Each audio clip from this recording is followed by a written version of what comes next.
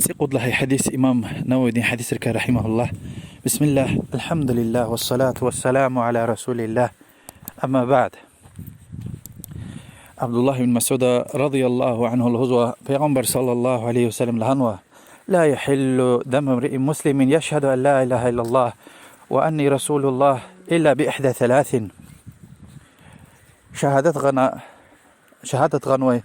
يعني أشهد أن لا إله إلا الله وأشهد أن محمد رسول الله لهنوي حرص مسلمان دين في كان حرام يلزوه يعني كان قشون لقين حرام يا حتى أمير صاحب رزني تك بدلا غيره الزنا ونوي نكاحتك خنوي سفر كيتاني يعني على غير خنوي نكاحتك خنا يلدش تقلص ويتيم وياك دي شهله بعد هذه والنفس بالنفس يعني إنسان يعني قنوي مصرمة يعني مصرمة دي مصرمة يعني قنوة والتارك لدينه المفارق للجماعة ومرتد خنا دين لالت نوي جماعة شكر زويدي إن حديث إمام بخاري ومسلم رواية نوع حديث تا قلور زوا حيقون شخي قناهية ومصرمان في مال ناموس حرامية تك بدلا غيره البته علم بدلا غيره ما صبر قلور زوا يعني لط پیغمبر devirde لط پیغمبر دين خالده ونوي قناح ونوي بور يعني مقبر يعني نكاح تسقيس حرام تير مقبر قلص يعني على خير خيدي وياكي يشمشن نكاح ونا يشمشن ويدي سحر باس وياكي شهوات قلز قدم بطل حيوان دوينه لوتن ويدي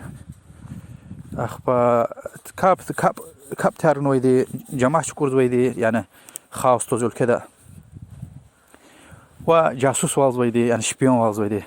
مصور من ülkeden سر كافري جزوة خبر جزوة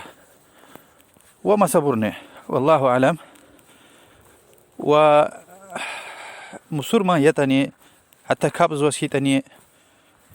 حديث تقلور زكي يعني emir sahibriz yani çehibriz prostoy insanlarız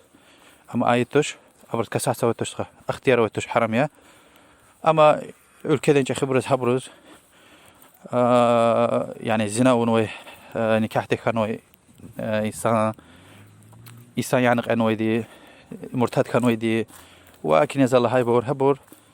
في halal ya في halal ya hale واجب ya habur yani قي والله أعلم حديثني معناه كريل دهامية